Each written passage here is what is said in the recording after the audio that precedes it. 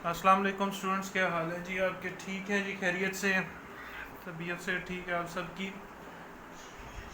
अच्छा जी। काफ़ी थोड़े से कपल ऑफ वीक्स के बाद हमारा लेक्चर जो है वो कंपोज हो रहा है।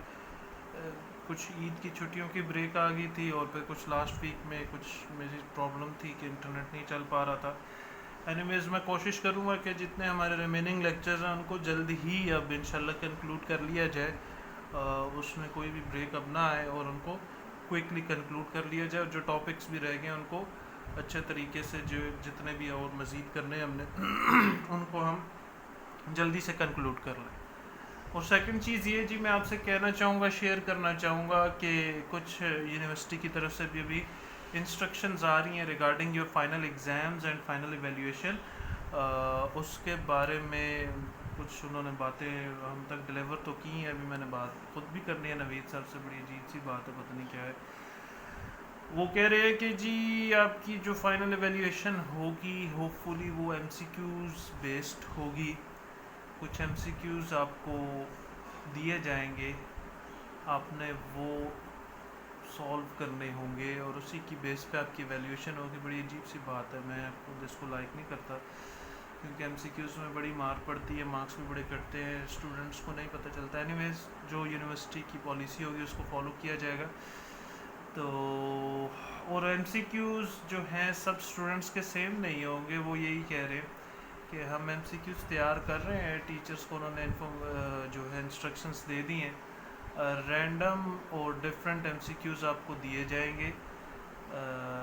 तो देखते हैं अभी फ़ाइनल क्या होता है। मैं आज भी उम्मीद है उन्हें फ़ोन करूँगा और पूछूँगा कि जी क्या है क्या नहीं है। लेट्स सी, पता नहीं क्या होता है। एनीवेज जो भी फाइनल डिसीजंस होंगे वो आपको डिलीवर कर दिए जाएंगे। कि बताने का मकसद सिर्फ इतना ये है कि अगर एमसीक्यूज़ आ जाते हैं, एमसीक्यूज़ ही फाइनल हो जाते हैं, तो आपको कॉन्सेप्चुअली बड़ा स्ट्रॉन्ग होना पड़ेगा। कॉन्सेप्ट्स आपके जो स्टूडेंट्स कहते हैं ना कि जी हम बस लिख के आ जाएंगे और हमें मार्क्स मिल जाएंगे, उनको बड़ी मार पड़ेगी एमसीक्यूज़ में। उनको भी कॉन्सेप्चुअली बड़ा स्ट्रॉन्ग होना पड़ेगा, क्योंकि एमसीक्यूज़ एक ऐसी चीज़ है कि या तो आपको अर्श पे पहुंचा दें या फर्श पे पहुंचा दें। हिट एंड मिस की बात है इस पे। तो कुछ पता नहीं क्या होता है तो क्या नहीं होता, इसमें बड़ी मुश्किलात होती हैं।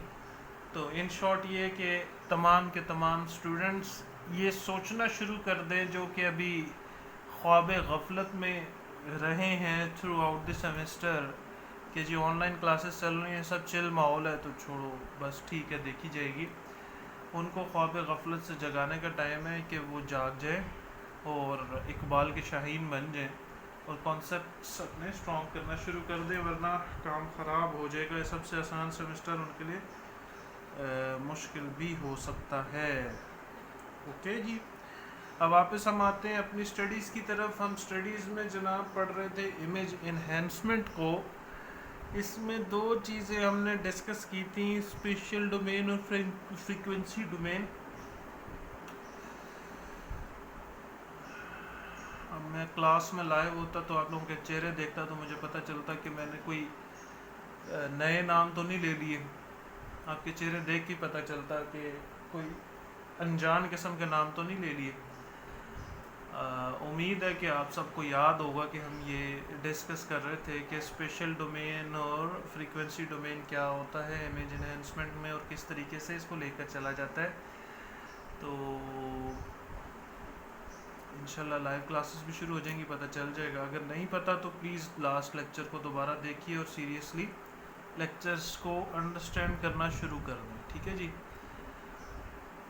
अब आज मैं ये नहीं बताऊंगा कि स्पेशल डोमेन क्या होता है और फ्रीक्वेंसी डोमेन क्या होता है। हम इससे आगे चलेंगे, इससे आगे मूव करेंगे कि हम कैसे इमेज को इन्हेंस कर सकते हैं, और कोशिश करेंगे स्पेशल डोमेन की जितनी भी स्टैंडर्डाइज टेक्निक्स हैं उनको आज डिस्कस हम कर लें। ब्रीफली इंट्रोडक्शन ही डिस्कस करना है, उनकी मैथमेटिकल एवेल्यूएशंस पे नहीं जाएंगे हम। जस्ट आपको इस इमेज इन्हेंसमेंट के टॉपिक में मैं आपको इंट्रो लेवल तक ही रखना चाह रहा हूँ अभी, क्योंकि मैथमेटिकल एवेल्यूएशंस इसकी काफ़ी एडवांस्ड हो जाती हैं। लेकिन जिस स्टूडेंट ने करना चाहे तो वो कर सकता है, ये अपने शौक़ की बात है और अपने ज़ौक़ की बात है। तो वो मेरे से कांटेक्ट करे, इंशाल्लाह मैं उसको बता दूंगा। किसी को शौक़ हो तो मुझे खुशी होगी और वो करे इसको मैथमेटिकली भी, लेकिन for the sake of course हम इसको इंट्रोडक्टरी लेवल पर रखेंगे इंशाल्लाह। इसके लिए मैंने आपको एक डॉक्यूमेंट भी शेयर किया था जनाब।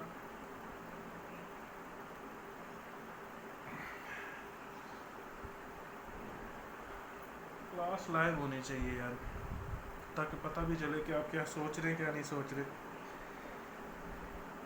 वो डॉक्यूमेंट बेसिकली एक रिसर्च पेपर था रिसेंट, वो पता नहीं किसी ने पढ़ा है नहीं पढ़ा।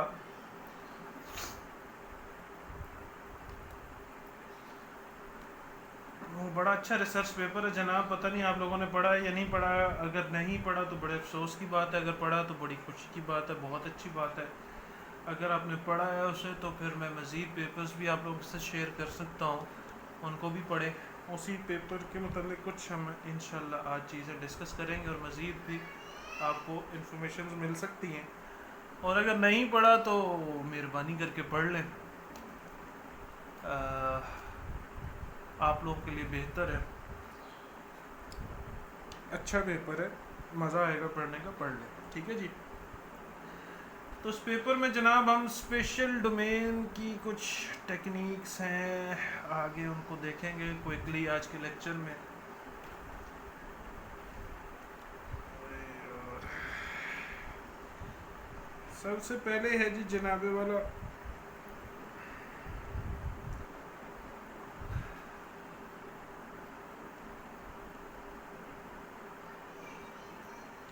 Point processing operation.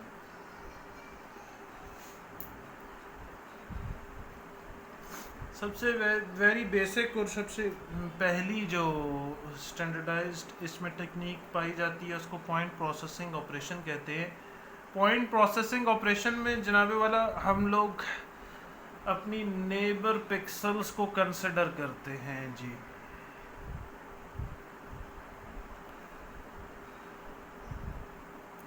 उस पिक्सल की वैल्यू को हम गेट करते हैं और उसी के मुताबिक उसको हम इन्हेंस करते हैं। फॉर एग्जांपल हमारे पास अगर ये इमेज है, इसके जो पिक्सल ऑफ कंसर्न है हमारे पास वो ये है, तो इसकी नेबर पिक्सल्स जितनी भी होंगी आगे पीछे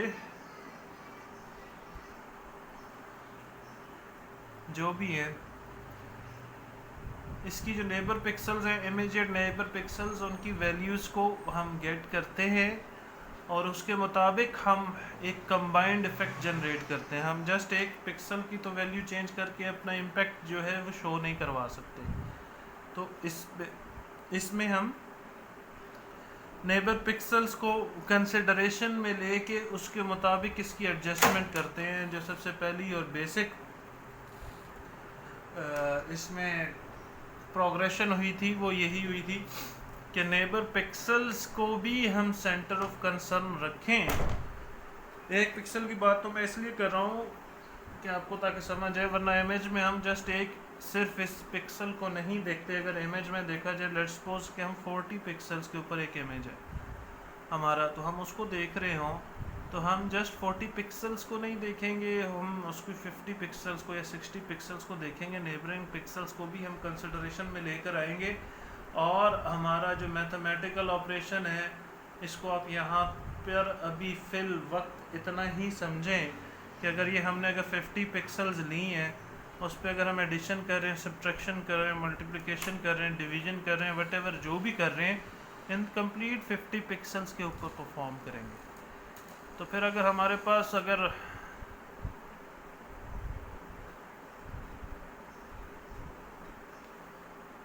हमारे पास फॉर एग्जांपल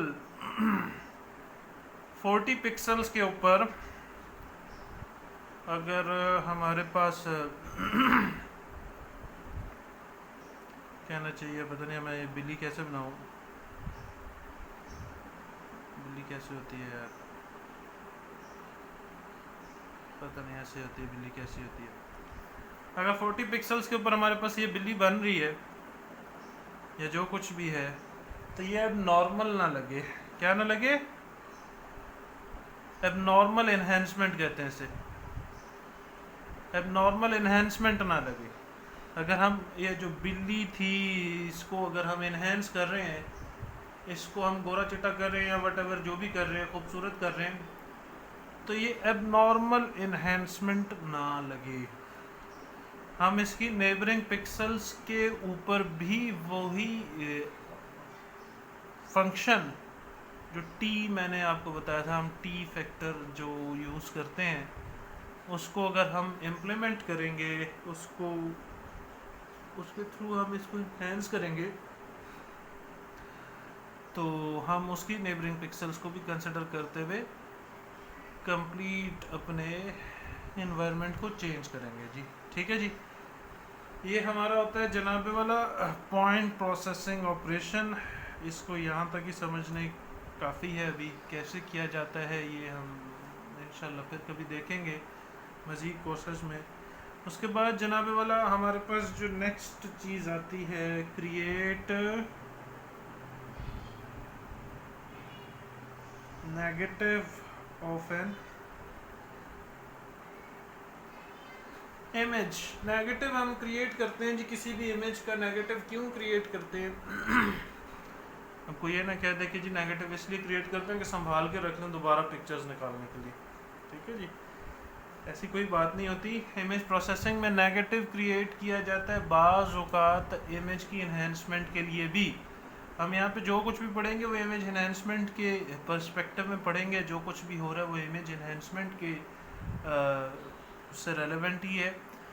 तो बाज़ औक़ात हमें इमेजेस को समझने के लिए जो है नेगेटिव क्रिएशन करनी पड़ती है, नेगेटिव्स की फॉर्म में। कभी मेडिकल में आपने देखा होगा कि एक्सरेज बनाए जाते हैं, ताकि एक्सरेज के अलावा आजकल तो काफ़ी ज़्यादा इसका जो है वो कॉन्सेप्ट आ गया है हमारे जो मुख्तलिफ अल्लाह माफ़ करे तो अस्तग़फिरुल्लाह कैंसर के डिज़ीज़ को आइडेंटिफाई करने के लिए हम लोग ये एक्सरेज और नेगेटिव्स, एक्सरेज कह रहा हूँ सॉरी, नेगेटिव्स क्रिएशन के ऊपर जाते हैं। मशीन्स जो महंगी महंगी हमारी कैंसर की मशीन्स हैं, कैंसर टेस्ट की, उसकी डिटेक्शन की, उसमें बेसिकली यही काम हो रहा होता है। वो इमेजेस को जो है हम कैप्चर करते हैं उस मशीन से और उसका नेगेटिव जनरेट करते हैं, ताकि हमें जो प्राइम कंसर्न का जो फोकस्ड कंसर्न की जो एरिया है उसको अंडरस्टैंडिंग करने में, उसकी अंडरस्टैंडिंग में हमें आसानी हो सके। अच्छा जी, सबसे पहली बात यह कि नेगेटिव क्रिएशन होती क्या है। जो भी हमारे पास एक पिक्सल है ना, फॉर एग्जांपल ये पिक्सल है हमारे पास, इसकी वैल्यू जनाबे वाला 1 से लेके 255 तक होती है जी। ठीक है जी, 1 से लेके 255 तक, ना 256 हो सकती है तो ना -1 या 2 हो सकती है। ठीक है जी, अब ये 1 से लेके 255 तक बेसिकली वैल्यू होती क्या है। ये 255 तक कलर रेंजेस को डिफाइन कर रही होती है एक पिक्सल। इस पिक्सल में जितनी भी कलर की वेरिएशन जो है वो रेजाइड कर सकती है, हमारे पास इतनी वेरिएशंस हैं जनाब। ठीक है जी, तो जो हम इमेज कैप्चर करते हैं उसमें जो भी कलर की रिप्रेजेंटेशन होगी वो 1 से लेके 255 के दरमियान किसी एक वैल्यू के ऊपर रेजाइड कर रही होगी। फॉर एग्जांपल अगर वो वैल्यू लेट्स सपोज 43 है, तो उसको हम 255 में से माइनस कर देंगे तो हमारे पास इसका नेगेटिव मिल जाएगा। 255 में से 43 निकालें तो कितने बचते हैं जनाब? 10 और 12, 212 बचते हैं। ठीक है जी, तो यहाँ पर ये हम इसका नेगेटिव कहते हैं। इसके लिए हम एक जो है आपको ये मैंने एक बेसिक तरीके से समझा दिया। इसको जो इसकी इक्वेशन बनती है वो बेसिकली यही बनती है, हमारी जो इमेज है अगर उसका R, C है, ये इमेज है, R रोज़ और कॉलम्स हैं, ये हमारे पास इमेज की फॉर्म है, तो ये हमारा इमेज बनता है। तो अगर इसका हमने नेगेटिव फाइंड आउट करना है, जो नेगेटिव होगा R, C नेगेटिव NRC से मैं डिफ़ाइन करूँगा, तो इसकी इक्वेशन कुछ इस तरीके से बन जाएगी, NR, C equals to 255 minus I, RC। ये इसकी इक्वेशन फॉर्म में हम अच्छे तरीके से अगर हमने तमीज़ से लिखना हो किसी जगह पे तो हम ऐसे लिखते हैं, लेकिन इसके पीछे काम यही हो रहा होता है जो आपको मैंने डायरेक्टली करके दिखा दिया। ठीक है जी। उसकी जो मैक्सिमम वैल्यू है उसमें से ओरिजिनल वैल्यू को अगर हम माइनस कर दें तो हमारे पास नेगेटिव, वो सॉरी लाइट चली गई, लाइट चली गई। मैं लाहौर में बैठा हूँ, यहाँ पे यूपीएस कोई नहीं है मेरे पास घर में। Let me slide my curtains.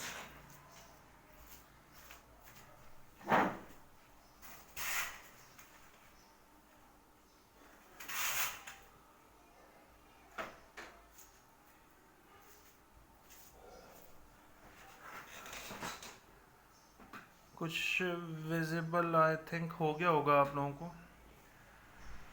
तो जनाबे वाला जो नेगेटिव है उसको अचीव करने के लिए हमारे पास ये इक्वेशन है। तो हम बाज़ नेगेटिव को क्रिएट करते हैं to enhance our image to get the desired result और desired information in an appropriate manner, जो भी हमें रिक्वायर्ड होती है। ये तो बात होगी जनाब इसकी नेगेटिव की। अब आगे चलते हैं हम। सॉरी यार, मैं लाहौर में बैठूँ, यहाँ पे ना कुछ जनरेटर है ना यूपीएस है, कुछ भी नहीं है, हम ऐसे ही हैं बस। तो गुजारा करना पड़ेगा थोड़ा। इस्लामाबाद में तो सारा कुछ है अल्हम्दुलिल्लाह। अच्छा जी, आगे आती है हमारी थ्रेशोल्डिंग ट्रांसफॉर्मेशन।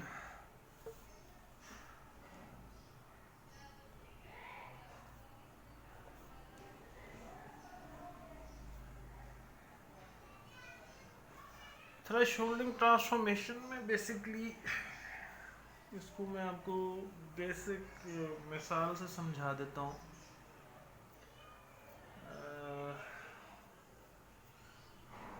आपने कभी वो क्राइम शो या कोई इस तरह न्यूज़ में देखा होगा कि वो रात को 11 बजे भी लगते हैं शो, जो न्यूज़ चैनल्स पे रीनैक्टमेंट शो कुछ इस तरह के मैं देखता हूँ अक्सर। उसमें बाज़ का सीसीटीवी फुटेज दिखा रहे होते हैं जो कि विजिबल नहीं होती है। एक मिसाल से लाइट आ गई है जी, एक मिनट मुझे कर्टन्स दोबारा वापस करने दें।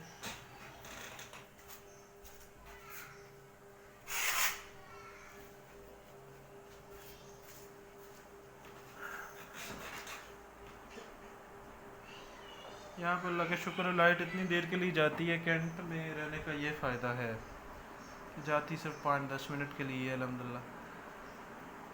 तो बैक टू अवर टॉपिक जनाब। सीसीटीवी फुटेज जो हमें अचीव होती है तो बाज़ औक़ात जो वो क्रिमिनल भाई साहब होते हैं, अगर वो यहाँ पे खड़े हैं और ये सारा इमेज है, हमें बाकी दुनिया से लेना देना कुछ नहीं होता, जस्ट इनके फेस मुबारक से लेना देना होता है। इस फेस को हमने जस्ट उठा के सामने लेकर आना होता है, इसको प्रोमिनेंट करना होता है।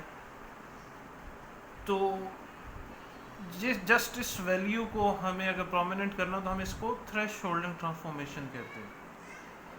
अब बेसिकली किया कैसे जाता है, इस एरिया के जो इनका ये चेहरा मुबारक है, चेहरा अनवर है, इसकी जो पिक्सल्स हैं इनकी वैल्यूज़ को एग्जैक्ट लोकेशन वैल्यूज़ को लोकेशन पिक्सल्स की वैल्यूज़ को गेट किया जाता है। और जस्ट अब फॉर एग्जांपल ये पिक्सल नंबर जनाब चेहरा अनवर, इनका अगर पिक्सल नंबर 50, 51, 52, 53, 54, 55, 56, नंबरिंग होती कोई नहीं है पिक्सल्स की, ठीक है ना, नंबरिंग में पढ़ ना जाना। ये अगर हम इसको ग्राफिकली जनरेट करें तो इसके कोऑर्डिनेट्स होते हैं, आप लोगों को पता होना चाहिए कि हम हमेशा इमेज को ग्राफिकल फॉर्म में रिसीव करते हैं। जस्ट आपको समझाने के लिए मैंने ये नंबरिंग लिखी है। हमेशा कभी भी कोऑर्डिनेट्स के अलावा नंबरिंग में कभी भी इमेज नहीं आइडेंटिफाई होता है, ये समझने के लिए, ठीक है जी।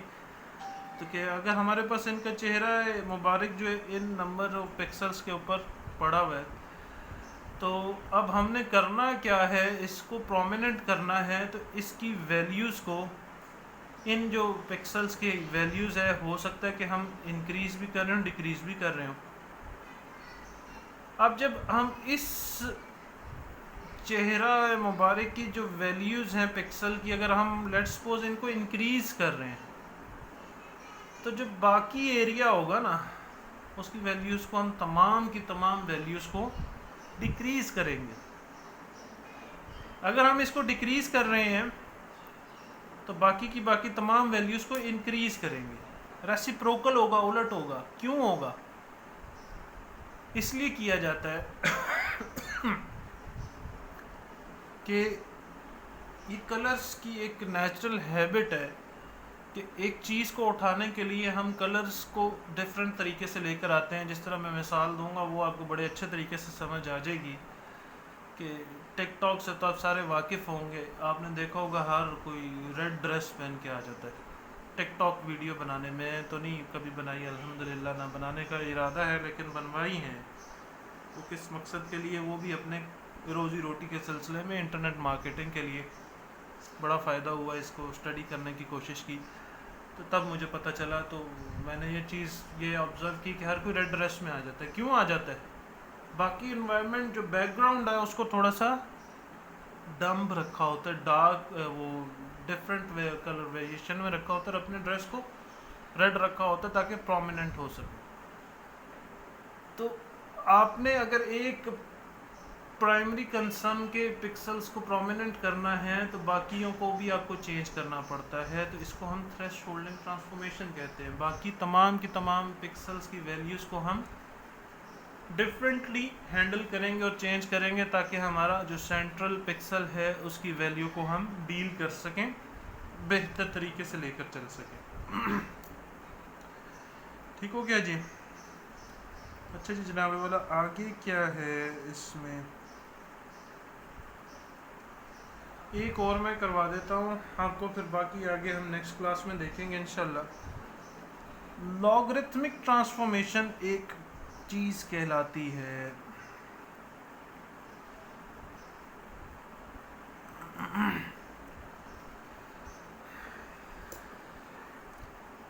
इसमें आप इतना समझ लें जनाबे वाला कि लॉगरिथमिक ट्रांसफॉर्मेशन हम लोग जब कंटिन्यूस स्ट्रीम ऑफ इमेजेस हों तो उसकी अगर हम इन्हेंसमेंट कर रहे हों तो वहाँ पर हम लॉगरिथमिक फंक्शन को डिप्लॉय करते हैं। क्या मतलब हुआ कि हम बाज़ औक़ात आपने देखा होगा एरोप्लेन में, ड्रोन्स में, मुख्तलिफ इवन गाड़ियों में, कार्स में भी, एडवांस कार्स में भी आता है कि आपकी जो नेविगेशन चल रही होती है वो कैमरा जो आपका लगा हुआ होता है गाड़ी में आगे, जो कि आगे तमाम विजुअल्स को कैप्चर कर रहा होता है। अगर फॉगी इन्वायरमेंट हो या सन का इन्वायरमेंट हो तो उसका जो इम्पेक्ट आ रहा होता है उसको माइनस कर रहा होता है। उसको कंटिन्यूस फंक्शन चाहिए होता है क्योंकि वो इन्वायरमेंट कंटिन्यूस होता है। फॉगी इन्वायरमेंट है तो वो फॉग कंटिन्यूस है, अगर डस्टी इन्वायरमेंट है तो वो डस्ट कंटिन्यूस है। तो वो फंक्शन ऑटोमेटिकली उसको अडॉप्ट करता है ताकि वो इमेज को बेहतर तरीके से इन्हेंस करके अपने पास स्टोर कर रहा हो, उसको अंडरस्टैंडेबल बना रहा हो। तो वहाँ पर हम लॉगरिथमिक फंक्शन बनाते हैं जो कि कंटिन्यूस स्ट्रीम को हैंडल कर सके। ठीक है जी?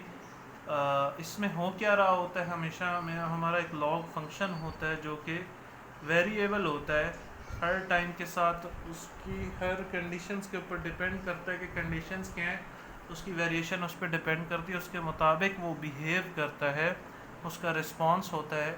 और उन वैल्यूज़ को इनकाउंटर करते हुए वो फंक्शन हमारा इमेज की पिक्सल्स को ट्रांसफॉर्म कर रहा होता है, उनको बेहतर कर रहा होता है, उस पर ऑपरेशंस परफॉर्म कर रहा होता है। लॉग फंक्शंस होते हैं।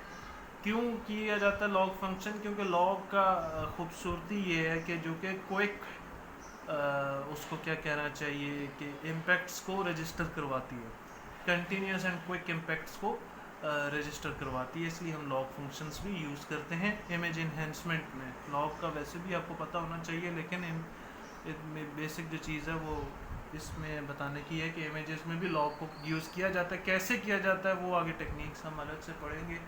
इसकी प्रॉब्लम्स को अगर हम करेंगे तो पता चलेगा कि कैसे किया जाता है। ठीक है जी, आई थिंक आज के लिए इट्स इनफ। अगली नेक्स्ट क्लास में इंशाल्लाह कुछ और मज़ीद जो चीज़ें इसकी हम वो डिस्कस करके इसको कंक्लूड करने की कोशिश करेंगे। बाकी एग्ज़ाम से मुतल्लिक जो भी फाइनलाइज होगा आपको बता दिया जाएगा। बस आप लोग प्लीज़ अलर्ट रहिए और अपनी तैयारी कीजिए और अपने कॉन्सेप्ट्स को रॉक आउट सॉलिड करने की कोशिश में रमा दवा रहे हैं और हमारी कोई ज़रूरत हो तो इंशाल्लाह हम हाजिर हैं। तो टिल नेक्स्ट क्लास अपना बहुत सारा ख्याल रखिएगा। टेक केयर, अल्लाह हाफिज़।